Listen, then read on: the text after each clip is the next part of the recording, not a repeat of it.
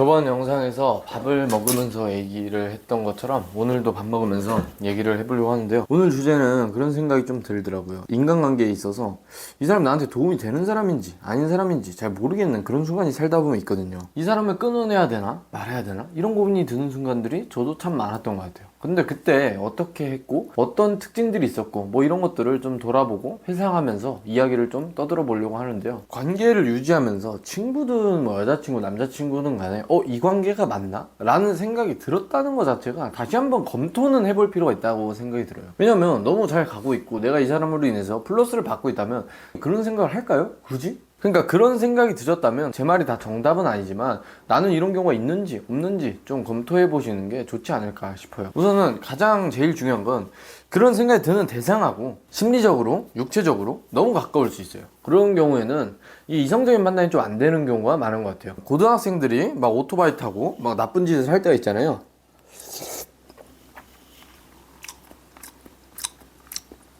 근데 고등학생을 혼자 두면 그런 행동을 할까요?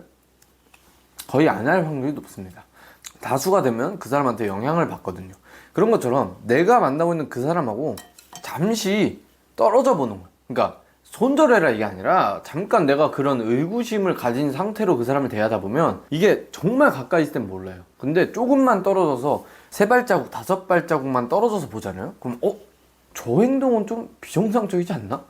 저 행동은 사람들이 보면 정상적이라고 할까? 저 말은 참 나쁜 말인데? 이런 생각이 딱 드는 순간이 있거든요.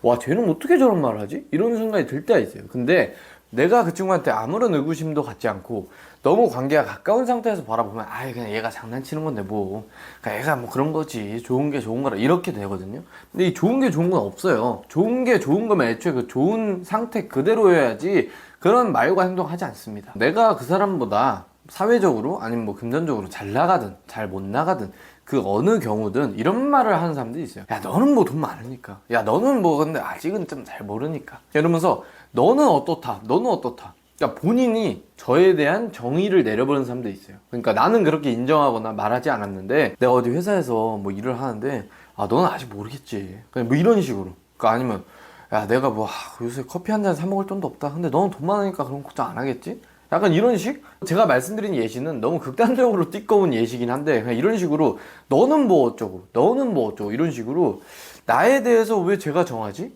이런 생각들이 드는 순간이 또 있었던 것 같아요. 가장 가까운 사이일수록 가장 예의를 지켜야 됩니다. 근데 예의를 전혀 지키지 않는 사람도 있어요. 예를 들면 얘는 나랑 뭐 친하니까 뭐 이러면서 청첩장도 안 주고 뭐 결혼식에 오라고 한다거나 아니면 뭐 청첩장을 줄 때 그냥 뭐 이런 식으로 준다거나 아니면 나와 그 사람과 제3자가 있는 자리에서 나랑 얘가 친하다는 이유로 제3자 앞에서 나를 막 무시하거나 막 까면서 이렇게 친분을 유지하려는 사람들이 있어요. 그게 재밌는 줄 알고 웃어주면 그게 재밌는 줄 알아요. 그리고 이건 좀 결이 다른 얘기일 수 있는데 뭔가 SNS에 되게 과시하면서 본인을 필요 이상으로 과시해. 근데 나는 그 친구가 그 정도 돈이 없거나 그 정도 명성이 아니라는 걸 알아.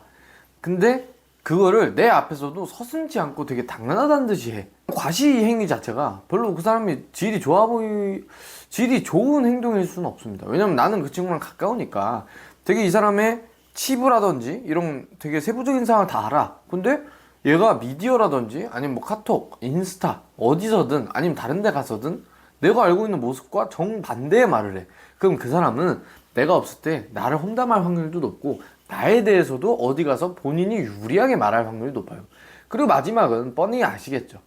남들 얘기하는 사람도 있어요. 야, 누구 어쨌다는데 야, 걔 별거 없더라. 야, 나도 어떻게 했는데 걔 뭐 별거 아니던데? 야, 뭐 걔 돈이 없대. 남이 어쨌고 저쨌고에 대해서 왈가왈부하는 사람도 있어요. 대한민국 사람들 남 얘기하는 거 너무 좋아합니다. 근데 남 얘기 할 수 있어요. 매번 상대방에 대한 비방만 하는 사람도 있어요. 그 사람은 내가 없어도 딴 데 가면 내 얘기를 그렇게 합니다. 나는 그 사람을 믿고 야, 내가 이게 힘들었잖아 저게 힘들었잖아 하는데 걔는 속으로 위안을 삼고 있을 겁니다. 야, 내가 얘보단 낫네 이러고 딴 데 가서 야, 걔 내 친구 누구 걔 그러고 살아 이런 식으로 얘기합니다. 제가 말씀드린 것들이 정말 중요한 내용인지는 저도 뭐 확실히는 모르겠지만 제가 보통 사람들을 봤을 때 그런 특징들이 많이 보였어요. 마지막으로 가장 중요한 건 그 사람의 표현 방식입니다. 내가 그 사람을 화나게 할 수 있어요. 서운하게 할 수 있어요. 서운하게 하지 않았더라도 그 사람이 서운하게 느낄 수가 있어요. 그때 너 A가 나에게 이러이러한 행동을 해서 내가 지금 기분이 어떻고 화가 난다. 너가 나한테 사과했으면 좋겠다. 라고 하면 너무 좋겠지만 그게 아니더라도 너의 이러이러한 행동이 짜증난다. 뭐 같다. 이런 식으로 행동을 짚어주고 표현을 하는 사람이 있고 그냥 화를 내는 사람이 있어요. 씨발 뭐 어쩌고저쩌고 이러면서 화를 내는 사람도 있어요. 그 화를 조절하지 못하는 사람도 있고요. 화내는 방식이 어떤 거든 중요하지 않습니다. 중요한 건 화를 내는 게 아니라 표현을 하고 대화를 해야 되는데 무작정 화만 내는 사람도 있어요. 근데 그런 사람들은 정말 이 이성적인 대화가 안 될 확률이 높고 그리고 대화를 해봐야 생산적인 대화가 안 됩니다. 그냥 걔 응석 부리는 거 받아주다가 집에 가야 돼요. 그런 사람들이 주변에 있다면 관계를 다시 한번 생각해보는 게 좀 좋을 것 같습니다. 영상 봐주셔서 감사합니다. 좋은 하루 되세요.